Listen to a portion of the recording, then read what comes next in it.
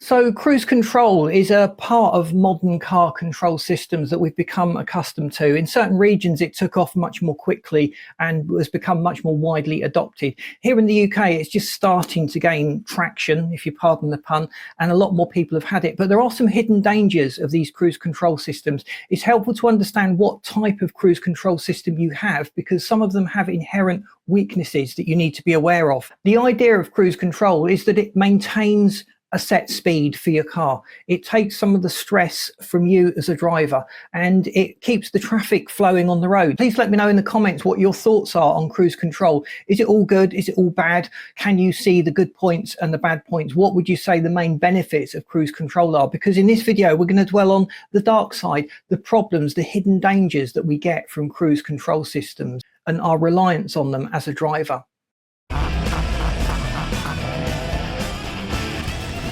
So, quick history of the cruise control. Many attribute Ralph Teeter in 1948 as being the inventor of the cruise control system. This was a period of time during World War II where most of the United States adopted a 35-mile-an-hour limit. And the idea was that this cruise control system would maintain cars at that new lower speed. The lower speed was introduced not really as a safety measure, but to conserve fuel, because resources are often under stress during war times, and it helped to prevent shortages. As well as saving fuel, it also saved tyre wear, so drivers were replacing their tyres less frequently. I wonder why governments don't institute a very low national speed limit nowadays to save fuel, save the environment and save tyres. Let me know in the comments if you'd be behind a fantastically designed scheme that does those things. So as you can expect, these early systems were very crude, they were very basic, but they did the job. They achieved their aim. Later systems have become much more complex in the way they work. And it's actually these systems we're going to discuss the differences between the types of system. So how does cruise control actually work? Well, it measures the car's speed and it adjusts the throttle position to maintain that speed. Sounds familiar? Well, that's basically what we as a driver do automatically to maintain the speed. But instead of our driver brain that's easily distracted with everything around us in the car, you've got a computer that is looking all the time at the speed, and if the speed is dropping, it increases the throttle, and if the speed is starting to increase, it backs off on the throttle, so it regulates the speed of the car. Some people say that that will help fuel economy, and other critics say you'll be using up more fuel if you live in a particularly hilly area. So that's an interesting debate. It's probably something I need to actually test out on a few different cars to see which side of the argument there's more merit. So let me know what your thoughts are on that debate in the comments. I'll be very curious to know if you've got any experience as to whether cruise control does save you fuel, or a good driver would actually be more economical than a cruise control system. So the three systems that are used is proportional control, which literally just regulates the speed of the car. So depending on the speed of the car, that has a bearing on the throttle position. The closer you get to the chosen speed, the less the throttle changes. So it's graduated. So if you're quite a way away from the set speed, the throttle position will be quite a way open. And if you're getting near to that, the throttle backs off. So it's not just going to jolt you up to the speed limit and then back you off. It's a very, very gradual process. But the thing is, this system can actually get confused on hills. It's not taking into account the acceleration and the momentum and the gravity that's pulling on the car. So you can get to a situation where you can't get up to speed because you're on a hill and the car needs to use a bit more throttle than its preset cruise control setting is allowing it to do. Then you've got the proportional integral derivative control, which takes that basic idea and really pushes it up to the next level. So now it's looking at the distance the car travels and the speed and the time it would have taken to travel that distance at the set speed. So it's now using a calculation that will take into account hills and valleys. So if you hit a hill in this system, the car will be accelerating more slowly, but the settings will pick up on this slower acceleration and more throttle will be applied. So that's much better at maintaining a set speed on hills and in hilly areas. And then you've got the adaptive cruise control system, which uses radar to monitor the distance from the car in front, and it regulates a set safe position from that car that's in front of you. So if you've set the cruise control at at say 50 and they drop down to 40, the cruise control system in your car will drop down to 40, and then as soon as it can get back up to 50, because the cars in front are traveling at 50, it will do so. So that's a very convenient, very clever system. The big limitation is that it only has a range of about 150 meters, and that really limits you to a speed of 111 miles an hour. Beyond that speed, you've not got enough distance for it to kick in and properly register the distance. But that's likely to only affect our friends in Germany that have use of these unrestricted autobahns. So what are the dangers associated with cruise control systems? Well, the cruise control system is set up to work in everyday driving conditions. Now,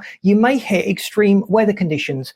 A cruise control system will not be aware of that weather change. So as a driver, you'll probably notice that maybe the steering is getting lighter, maybe you're hitting icy conditions or wet conditions. The cruise control will be blissfully unaware of that dramatic change. So it won't back off the speed in those dangerous situations. So you could be putting yourself at unnecessary risk just relying on the cruise control in those situations. But again, if you're a thinking driver, you've taken that into account and you've already switched off the cruise control because of the change in adverse weather conditions. But there's a lot of drivers out there that don't make that adjustment. They just rely on the cruise control system as being some sort of supercomputer that's going to keep them safe even in these adverse weather conditions. So also, when you're overtaking, you may set the cruise control to a higher speed than the car in front to allow you to pull out and overtake them. But really, that's quite a lazy way of overtaking. You should be controlling the car speed yourself during the overtaking maneuver. And the main reason is to keep the balance of the car.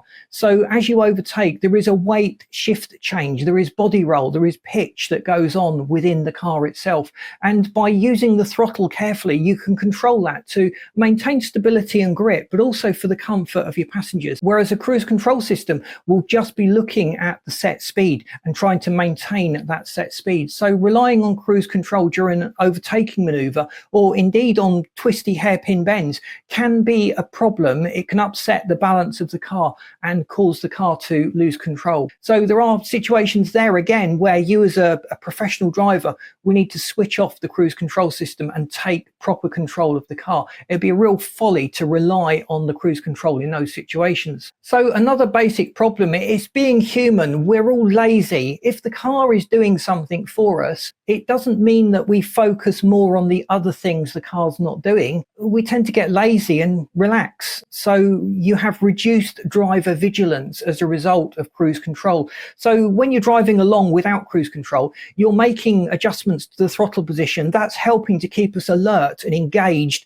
with the process of driving. Whereas a cruise control system helps you to switch off your brain. You become a bystander effectively in a vehicle that's traveling at 60, 70 miles an hour, when you should be very consciously engaged in the process of keeping the car on the road. Most drivers actually use cruise control on faster roads. There's generally less need to make adjustments to the car's speed. So this is typically when most people will switch on their cruise control. But it's on these fast roads with long distances that the driver's attention span can start to drift off. So you really must, as a driver, be aware of that tendency as a human to be lazy, to switch off and stop focusing because we've got one less thing to worry about. And it can actually lead to lower vigilance in the other areas. But again, if you're conscious of that, it won't affect you. You can make allowances and compensate for that tendency by keeping yourself extra vigilant. There's been reports of drivers falling asleep using cruise control. I think it was on Winnebago's. They actually said that cruise control requires you to be attended because one person set the cruise control and then they popped into the back to make themselves a cup of tea, which is a ridiculous situation.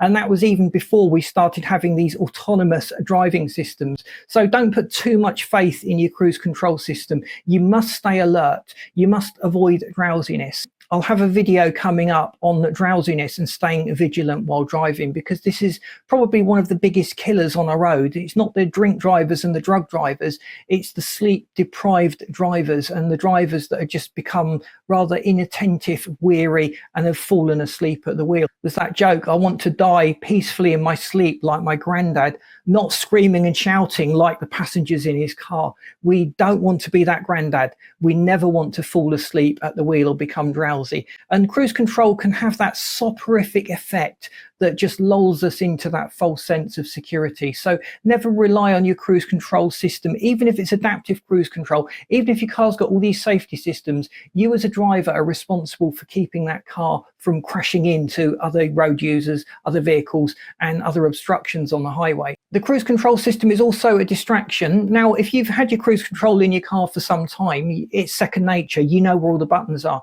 But for a new driver with a cruise control system, there's generally quite a few different buttons, different options. You can hold the speed, you can resume a speed, you can knock the speed up by 5 miles an hour by pressing another button, and you can knock it down again, or it auto disengages and you need to press another button to get the cruise control to re-engage. So it's a lot of distraction going on the steering column or on the dashboard, and it's taking your eyes off the road if you're not familiar. So if you have a new car to you with cruise control and it's not something you've used before, make sure you are fully familiar with all of the controls. Maybe just use one of the basic features initially, and when you can do that without having to look at the control itself, move on to some of the other more complex operations and really get a feel for how the cruise control is set up in your car. And that will go a long way to keeping you safe and prevent you from being distracted on the roads. It's quite a skill being able to maintain a set speed using manual throttle control. My wife does it brilliantly. She can sit at 70 miles an hour for 1 or 2 hours. And when I'm driving, I tend to drift up and drift down a bit. I really can't maintain at the set speed. There's too many things going on in my head. Let me know if you're one of those drivers that can maintain a fixed steady speed all the time. But using cruise control a lot, it can degrade your muscle memory, your ability to do that. And really, a lot of these systems they're adding to cars is making us more lazy. We're losing those skills that we picked up when we were learning to drive. So I hope this video has been useful to you. Please boot the like button. That really does help us to get out there. If you haven't subscribed, please do so. We'd hate you to miss out. We want you to stay tuned. And thanks for watching. I've lined this video up for you that you should find really interesting. So I'll see you in this next video.